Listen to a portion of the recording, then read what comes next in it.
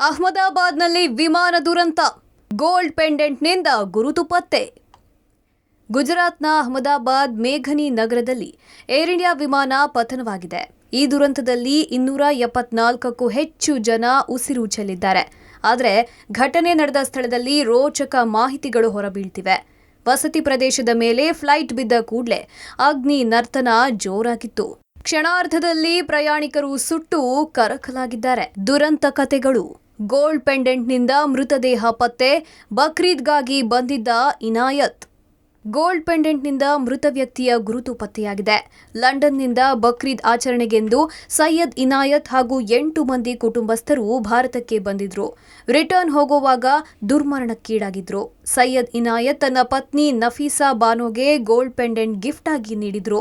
ದುರಂತ ಸ್ಥಳದಲ್ಲಿ ಈ ಗೋಲ್ಡ್ ಪೆಂಡೆಂಟ್ ಸಿಕ್ಕಿದ್ದನ್ನ ನೋಡಿ ಕುಟುಂಬಸ್ಥರು ಮೃತದೇಹದ ಗುರುತು ಪತ್ತೆ ಹಚ್ಚಿದ್ದಾರೆ. ಕನಸುಗಳೇ ತುಂಬಿದ್ದ ಕಂಗಳು ಚಿರನಿದ್ರೆಗೆ ಜಾರಿವೆ. ಒಂದೊಂದು ಮೃತದೇಹವು ದಾರುಣ ಕಥೆಗಳನ್ನು ಹೇಳ್ತಿವೆ. ಇದೀಗ ನಸೀಫಾ ಬಾನು ಅವರ ಮೃತದೇಹದ ಗುರುತು ಪತ್ತೆಯಾಗಿದೆ. ಗಂಡ ಕೊಟ್ಟಂತಹ ಗೋಲ್ಡ್ ಪೆಂಡೆಂಟ್ನ ಮೂಲಕವಾಗಿ ಇದೀಗ ಮೃತದೇಹದ ಗುರುತನ್ನು ಕುಟುಂಬಸ್ಥರು ಪತ್ತೆ ಹಚ್ಚಿದ್ದಾರೆ.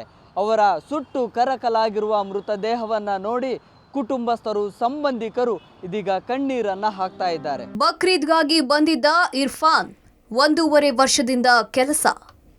ಬಕ್ರೀದ್ ಹಬ್ಬಕ್ಕೆಂದು ಲಂಡನ್ನಿಂದ ಬಂದಿದ್ದವ ಬಾರದ ಲೋಕಕ್ಕೆ ಪ್ರಯಾಣ ಬೆಳೆಸಿದ್ದಾರೆ. ಮಹಾರಾಷ್ಟ್ರ ಮೂಲದ 23 ವರ್ಷದ ಇರ್ಫಾನ್ ಶೇಖ್ ದುರ್ಮರಣ ಹೊಂದಿದ್ದಾರೆ. ಕೇವಲ 1.5 ವರ್ಷದ ಹಿಂದೆಯಷ್ಟೇ ಕೆಲಸಕ್ಕೆ ಸೇರಿದ್ದ ಈ ಯುವಕ ಬಕ್ರೀದ್ ಆಚರಿಸಿ ಲಂಡನ್ಗೆ ವಾಪಸ್ ಹೋಗುವಾಗ ವಿಮಾನ ದುರಂತದಲ್ಲಿ ಸುಟ್ಟು ಕರಕಲಾಗಿ ಹೋಗಿದ್ದಾನೆ. ಮಹಾರಾಷ್ಟ್ರ ಮೂಲದ ಇರ್ಫಾನ್ ಶೇಖ್ ಮೃತದೇಹದ ಗುರುತು ಪತ್ತೆಯಾಗಿದೆ. ಬಕ್ರೀದ್ ಹಬ್ಬಕ್ಕಂತೇಳಿ ತವರಿಗೆ ಬಂದಿದ್ರು. ತವರಿನಲ್ಲಿ ಬಕ್ರೀದ್ ಹಬ್ಬವನ್ನು ಆಚರಿಸಿ ನಂತರ ಲಂಡನ್ಗೆ ವಾಪಸ್ ಆಗ್ತಾ ಇದ್ರು. ಈ ಒಂದು ವಿಮಾನ ದುರಂತದಲ್ಲಿ ಮೃತಪಟ್ಟಿದ್ರು. ಮೃತದೇಹಗಳನ್ನು ಗುರುತು ಹಿಡಿಯೋದಕ್ಕೂ ಕೂಡ ಆಗ್ತಾ ಇರಲಿಲ್ಲ. ಇದೀಗ ಹಲವು ಆಯಾಮಗಳಲ್ಲಿ ಗುರುತು ಪತ್ತೆ ಕಾರ್ಯಾಚರಣೆ ಕೂಡ ಆಗಿತ್ತು. ಇದೀಗ ಇರ್ಫಾನ್ ಶೇಖ್ ಮೃತದೇಹದ ಗುರುತು ಪತ್ತೆಯಾಗಿದೆ. ಕಳೆದ 1.5 ವರ್ಷದ ಹಿಂದೆ ಅಷ್ಟೇ ಕೆಲಸಕ್ಕೆ ಸೇರಿಕೊಂಡಿದ್ರು. ಏರ್ ಇಂಡಿಯಾದ ಸಿಬ್ಬಂದಿ ಆಗಿರೋ ಇರ್ಫಾನ್ ಶೇಖ್ನ ಸಾವಿನಿಂದ ಈಗ ಅವರ ಕುಟುಂಬಸ್ಥರು ಕೂಡ ಬಿಕ್ಕಿ ಬಿಕ್ಕಿ ಕಣ್ಣೀರನ್ನ ಹಾಕ್ತಾ ಇದ್ದಾರೆ. ದುರಂತ ಕಥೆಗಳು. 27 ವರ್ಷದ ಗಗನಸಖಿ ಸಾವು, ತಾಯಿಯ ಆರೋಗ್ಯ ಏರುಪೇರು. ಇನ್ನು ಈ ವಿಮಾನ ಅಪಘಾತದಲ್ಲಿ ನಗುಮೊಗದ ಗಗನಸಖಿ 27 ವರ್ಷದ ಮನೀಷಾ ಥಾಪಾ ದುರಂತ ಅಂತ್ಯ ಕಂಡಿದ್ದಾರೆ. ನೇಪಾಳ ಮೂಲದ ಈಕೆ ಹುಟ್ಟಿ ಬೆಳೆದಿದ್ದೆಲ್ಲ ಪಾಟ್ನಾದಲ್ಲಿ. ಮೊದಲು ಇಂಡಿಗೋದಲ್ಲಿ ಗ್ರೌಂಡ್ ಸ್ಟಾಫ್ ಆಗಿ ವೃತ್ತಿ ಜೀವನ ಆರಂಭಿಸಿದ್ದ ಅವರು ಬಳಿಕ ಆಕಾಶ್ ಏರ್, ನಂತರ ಏರ್ ಇಂಡಿಯಾ ಸೇರಿದಲ್ಲಿ ಗಗನಸಖಿಯಾಗಿದ್ರು. ಏರ್ ಇಂಡಿಯಾ ಸೇರಿದ ಬಳಿಕ ಹೆಚ್ಚಾಗಿ ಲಂಡನ್ ಆಸ್ಟ್ರೇಲಿಯಾ ಮಾರ್ಗದಲ್ಲಿ ಕೆಲಸ ಮಾಡ್ತಿದ್ರು. ಇದೀಗ ಮನೀಷಾ ಸಾವಿನ ವಿಚಾರ ಕೇಳಿ ಆಕೆ ತಾಯಿಯ ಆರೋಗ್ಯದಲ್ಲಿ ಏರುಪೇರಾಗಿದ್ದು ಸದ್ಯ ವೈದ್ಯರ ಆರೈಕೆಯಲ್ಲಿದ್ದಾರೆ. ದುರಂತ ಕಥೆಗಳು. ಅಪ್ಪನ ತಿಥಿಗೆ ಬಂದಿದ್ದ ಮಗ, ವಾರದಲ್ಲಿ ಅಪ್ಪ ಅಣ್ಣ ಇಬ್ಬರೂ ಸಾವು. ವಿಮಾನ ದುರಂತದಲ್ಲಿ ಮೃತಪಟ್ಟವರ ಒಬ್ಬೊಬ್ಬರದ್ದು ಒಂದೊಂದು ಕರುಳು ಹಿಂಡುವ ಕಥೆಯ ಅನಾವರಣ ಆಗ್ತಿದೆ. ಲಾರೆನ್ಸ್ ಡ್ಯಾನಿಯಲ್ ಎಂಬ ವ್ಯಕ್ತಿ ವಿಮಾನ ಅಪಘಾತದಲ್ಲಿ ದುರ್ಮರಣಕ್ಕೀಡಾಗಿದ್ದಾರೆ.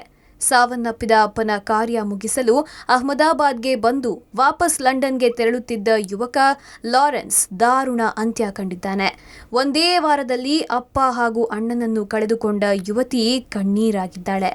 ಲಂಡನ್ಗೆ ತೆರಳುವಾಗ ಅಪ್ಪುಗೆ ನೀಡಿ ಗುಡ್ ಬೈ ಹೇಳಿದ ಅಣ್ಣ ಬಾರದ ಲೋಕಕ್ಕೆ ಪ್ರಯಾಣ ಬೆಳೆಸಿದ್ದಾನೆಂದು ಬಿಕ್ಕಿ ಬಿಕ್ಕಿ ಅತ್ತಿದ್ದಾರೆ.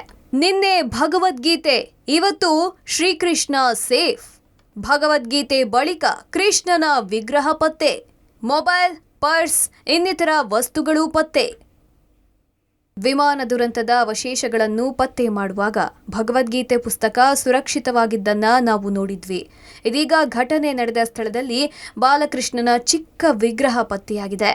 ಯಾರೋ ಪ್ರಯಾಣಿಕರು ತನ್ನ ಬ್ಯಾಗಿನಲ್ಲಿ ಶ್ರೀಕೃಷ್ಣನ ವಿಗ್ರಹ ಇಟ್ಕೊಂಡು ಪ್ರಯಾಣ ಮಾಡ್ತಾ ಇದ್ರು. ಇದರ ಜೊತೆಯಲ್ಲಿ ಪರ್ಸ್, ಮೊಬೈಲ್ ಇನ್ನಿತರ ವಸ್ತುಗಳು ಸಿಕ್ಕಿವೆ. ವಿಮಾನ ದುರಂತದ ಅವಶೇಷಗಳನ್ನು ಪತ್ತೆ ಹಚ್ಚುವಾಗ ಭಗವದ್ಗೀತೆ ಪುಸ್ತಕ ಸುರಕ್ಷಿತವಾಗಿ ಸಿಕ್ಕಿದ್ದನ್ನು ನಾವು ನೋಡಿದ್ವಿ.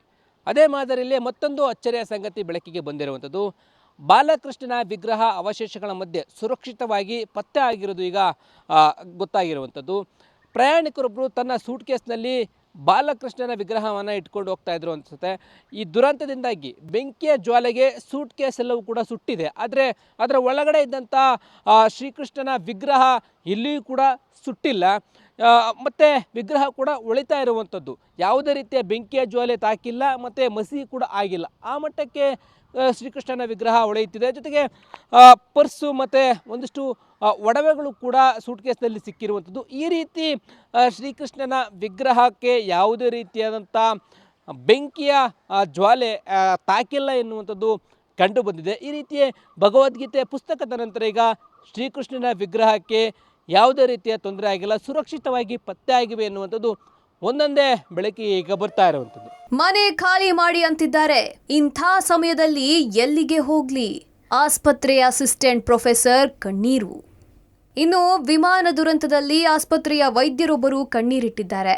ದುರಂತದಲ್ಲಿ ನನ್ನ ಮಗುವಿಗೆ ಸಮಸ್ಯೆಯಾಗಿ ಆಸ್ಪತ್ರೆಗೆ ದಾಖಲಿಸಿದ್ದೇವೆ. ಇದೀಗ ದುರಂತ ನಡೆದ ಸ್ಥಳದಲ್ಲಿ ಮನೆ ಖಾಲಿ ಮಾಡಬೇಕೆಂದು ಹೇಳ್ತಿದ್ದಾರೆ. ಇಂಥ ಕಷ್ಟದ ಸಮಯದಲ್ಲಿ ನಾನು ಎಲ್ಲಿಗೆ ಹೋಗ್ಲಿ? ನನಗೆ 3-4 ದಿನ ಸಮಯಾವಕಾಶ ಬೇಕು ಎಂದು ಅಂಗಲಾಚಿದ್ದಾರೆ. ಒಟ್ಟಾರೆ ಏರ್ ಇಂಡಿಯಾ ವಿಮಾನ ದುರಂತ ಅದೆಷ್ಟೋ ಜನರ ಬದುಕನ್ನ ಕಸಿದುಕೊಂಡಿದೆ. ಮನೆಗೆ ಬೆನ್ನೆಲುಬಾಗಬೇಕಾಗಿದ್ದವರು ದುರಂತದಲ್ಲಿ ಅಂತ್ಯ ಕಂಡಿರೋದು ನಿಜಕ್ಕೂ ದುರಂತವೇ ಸರಿ. Bureau report, public TV.